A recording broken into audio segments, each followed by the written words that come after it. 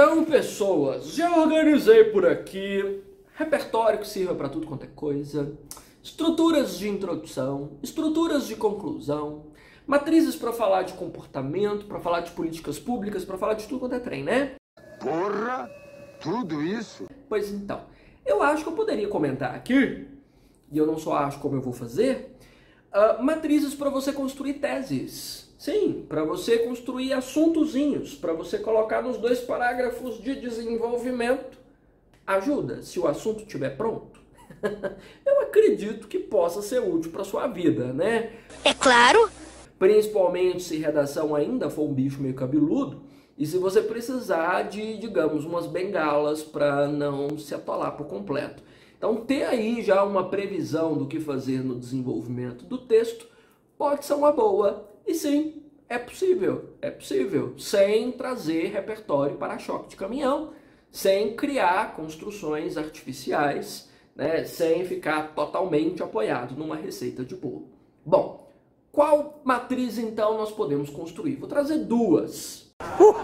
2 pares, para você escolher aí qual deles se encaixa melhor na sua vida. Um dos mais fortes e que eu difundi aqui, inclusive, numa época em que praticamente todos os meus alunos escreviam todos os parágrafos de desenvolvimento iguaizinhos, para desespero dos corretores, é a base infraestrutura, superestrutura. Fantástico usar isso. A discussão sobre infra e superestrutura está lá nos debates de Karl Marx e diz respeito ao que é essencial para uma instituição funcionar. É simples. O que uma instituição precisa ter? Bom, uma instituição precisa ter recursos materiais, infraestrutura, como estruturas físicas, prédios, dinheiro, né? Investimento material.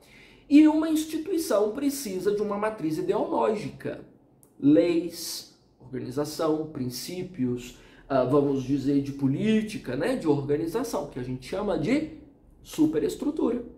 Quando algum problema social, político, econômico, comportamental aparece, é falha das 2 bases ou de uma delas.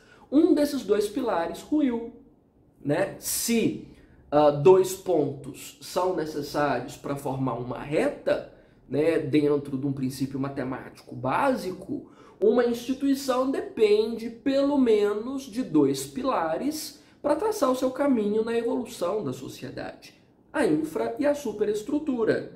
Se o caminho não está sendo trilhado nesse nosso teorema social, significa que um desses pontos está falhando. Ou a parte física, porque está faltando investimento, está faltando recursos, né, está faltando espaço para que isso se desenvolva, ou existe uma falha na superestrutura, no desenvolvimento legal, nos princípios morais, nos princípios organizacionais, seja lá em qual base ideológica for essencial para essa instituição familiar, para essa instituição funcionar.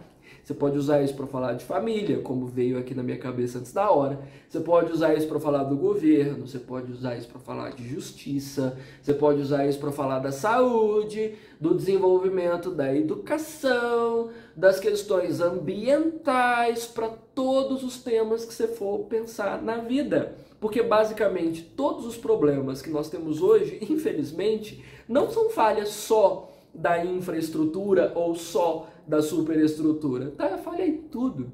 Tá faltando recurso, falta investimento para funcionar e está faltando uma matriz ideológica sólida, atualizada, para que essas instituições tenham um bom desenvolvimento. Então você pode sempre colocar isso lá na sua introdução. Você pode até usar essa metáfora aí do meu teorema, não é um teorema, né? Quando a gente tem uma máxima matemática que orienta o desenvolvimento de uma teoria, ela é chamada de... É teorema mesmo? Você que está aí me assistindo, me conta. Não. É teorema? Eu acho que não é teorema, é um princípio.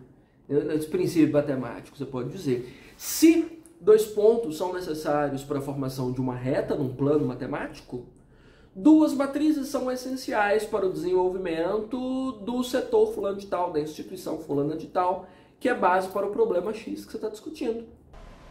Não entendi. Não entendi nada.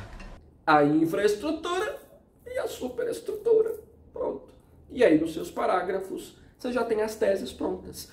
Segundo Marx, Opa! né, a infraestrutura como matriz física, né, e financeira para o desenvolvimento de uma instituição é essencial para que não haja desequilíbrios. No entanto, percebemos que esses investimentos não têm ocorrido, como se prova com... E aí você entra com o seu exemplo. Tá vendo que bonito? E aí você já tem tanto os tópicos sinalizados lá na introdução, quanto as bases aqui para os seus parágrafos de desenvolvimento prontinhas. Sem sufoco, sem desespero. Dá para organizar, tá vendo? Base simples. E aí, se isso for Enem, caso você esteja estudando para o Enem, a intervenção caminha para quê? Investimento para infraestrutura ou uma reestruturação da superestrutura, né, na sua matriz legal e ideológica. Super fácil de usar, super prático. É verdade.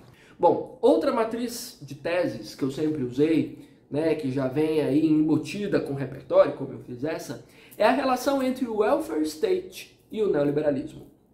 Uma das bases também super práticas e que até hoje eu ainda desenterro aqui às vezes para construir as minhas aulas. Bom, você precisa entender só um pouquinho o que é cada uma das coisas, né? Vamos lá. Welfare state significa estado de bem-estar social ou estado de prosperidade. Esse conceito nasce inspirado nas teorias keynesianas, lá nos anos 30 do século 20, e está relacionado ao New Deal. Lembra quando o Estado americano juntou forças para reerguer a sociedade pós-crise de 29? Naquele momento entenderam assim, o Estado é que precisa garantir cidadania. O Estado é que precisa prover recursos para as pessoas para que elas não morram de fome. O Estado tem responsabilidades. Welfare State. E esse princípio foi evoluindo até chegar à nossa Constituição, promulgada em 88, que foi escrita baseada nessa dimensão, nessa ideia. Ou seja, o Estado é responsável por oferecer o mínimo de dignidade. Trabalho, alimentação, moradia, saúde, educação, segurança, infância, maternidade, vida, liberdade, os direitos básicos, né? Então, esse princípio do welfare state está entranhado no que a gente entende como Brasil, no que a gente sabe como democracia, beleza? Beleza, então guarda aí, separa no cantinho. Bom, o neoliberalismo é uma matriz um pouquinho mais recente, um pouquinho mais nova. E os princípios maiores do neoliberalismo chegam até nós a partir do Consenso de Washington, que aconteceu em 1989, reunindo os interesses tanto dos Estados Unidos, naquela época governado por Ronald Reagan, quanto pela Grã-Bretanha, comandado na época por nossa Margaret Thatcher. Nossa não, né? Deles. E qual era a visão naquele período? Bom, naquele momento entenderam que o Estado não podia gastar tanto para manter a economia funcionando. Aquele estado de prosperidade, o welfare state. Então, era necessário deixar a economia evoluir sozinha, deixar que as pessoas se ajustassem ao desenvolvimento econômico, sem que houvesse tanta influência assim do Estado. Sem que o Estado tivesse ali a mão influenciando em como as pessoas vivem, em como elas se comportam, que emprego elas têm ou deixam de ter. Então, a dinâmica neoliberal do Consenso de Washington representa um recuo do Estado e um avanço da economia. É quase um Estado zero, nem é Estado mínimo, para deixar a economia torar o pau. Vai, desenvolve, cresce. E nós aqui vamos nos ater não ao cuidado com as pessoas, mas a dar suporte para essa economia funcionar. Então é um Estado que recua. E aí nós vemos os direitos sociais recuando junto. Desenvolve muita coisa? Desenvolve. Desenvolve a demanda por consumo, desenvolve tecnologia, porque o mercado vai a todo vapor. E crescem as desigualdades sociais, cresce o cenário da fome, né? Cresce os desequilíbrios na matriz cidadã que a gente conhece hoje. Você tem duas teses. Então o que você pode dizer? O seu probleminha X, não sei qual é, mas eu tenho certeza que cabe, é resultado, por um lado, né, pela falha na garantia do welfare state. Ou seja, esse estado de bem-estar social não está sendo garantido ou mantido nessa estrutura de democracia, haja vista que o governo não garante esse ou aquele recurso, moradia, educação, saúde, segurança, trabalho, comida, seja lá o que for. E o seu probleminha X é um resultado do avanço descontrolado do neoliberalismo, desenvolvido ali no Consenso de Washington, que dá grande ênfase para as demandas de consumo e negligencia os interesses sociais e de garantia cidadã. Viu? Bonitinho, já está pronto. Já são 2 teses com repertório para você discutir o recuo do welfare state e o avanço da dinâmica neoliberal. Porque sim, né? Se nós estamos nesse fosso, nesse buraco, nesse poço lamacento cheio de bosta chamado século XXI, é porque nós não temos um Estado forte o suficiente para administrar a nossa vida e para nos ajudar a sair do buraco, para amenizar as desigualdades sociais, para amenizar o impacto das crises, para evitar que nós nos enforquemos cada vez mais nas cordas da pobreza e da desigualdade. Encaixe em tudo que você for discutir na sua vida. Tá vendo? É tese pronta, facilita a construção do seu texto, você vai encaixar em 10 a cada 10 redações que você produzir. Combinado? Então te desafio a colocar isso nas suas próximas redações, encaixe, experimente e vem me contar se deu certo.